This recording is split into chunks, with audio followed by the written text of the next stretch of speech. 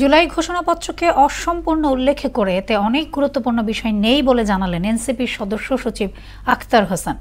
রাজধানীর রূপায়ণ টাওয়ারে সংগঠনের কার্যালয়ে এক সংবাদ সম্মেলনে তিনি কথা বলেন। নির্বাচনের আগে সংস্কার ও ফ্যাসিস্টের বিচার, প্রশাসনের নিরপেক্ষতা ও লেভেল প্লেইং ফিল্ড নিশ্চিতের দাবিও জানান আখতার হোসেন। উষা ফেরদৌসের প্রতিবেদন। জুলাই ঘোষণাপত্র ও প্রধান উপদেষ্টার ভাষণের আনুষ্ঠানিক প্রতিক্রিয়া জানাতে বাংলা মোটরে দলের অস্থায়ী কার্যালয়ে সংবাদ সম্মেলন করে জাতীয় নাগরিক পার্টি এনসিপি। আমরা সরকারের এই উদ্যোগকে সাধুবাদ জানাই। দলের সদস্য সচিব আখতার হোসেন বলেন, জুলাই ঘোষণাপত্র পরিপূর্ণ হয়নি এবং সরকার এখন পর্যন্ত জুলাই শহীদদের প্রকৃত সংখ্যা নির্ণয় করতে ব্যর্থ।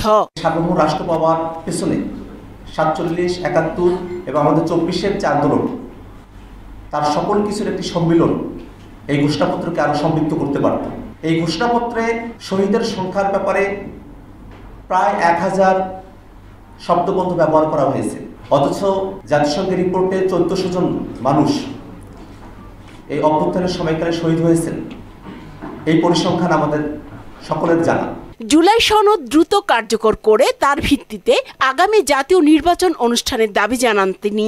নির্বাচনের পূর্বে বিচারকে দৃশ্যমান করা এবং সংস্কারকে বাস্তবায়ন করা এই সরকারের অবশ্য কর্তব্য। একই সাথে নির্বাচনের পূর্বে মাঠ প্রশাসনের নিরপেক্ষতা নিশ্চিত করা এবং লেভেল প্লেইং ফিল্ড নিশ্চিত করা অবশ্যই সরকারকে আমাদের কাছে প্রতিশ্রুতি ব্যক্ত করতে হবে। এদিকে দলের রাজনৈতিক পর্ষদকে না জানিয়ে কক্সবাজার ভ্রমণ করায় দলের শীর্ষ 5 নেতাকে কারণ দর্শানোর নোটিশ দিয়েছে এনসিপি। চিঠি পাওয়ার 24 ঘন্টার মধ্যে সশরীরে উপস্থিত হয়ে নোটিশের ব্যাখ্যা দিতে বলা হয়েছে। উষা ফেরদৌস, মোহনা সংবাদ, ঢাকা।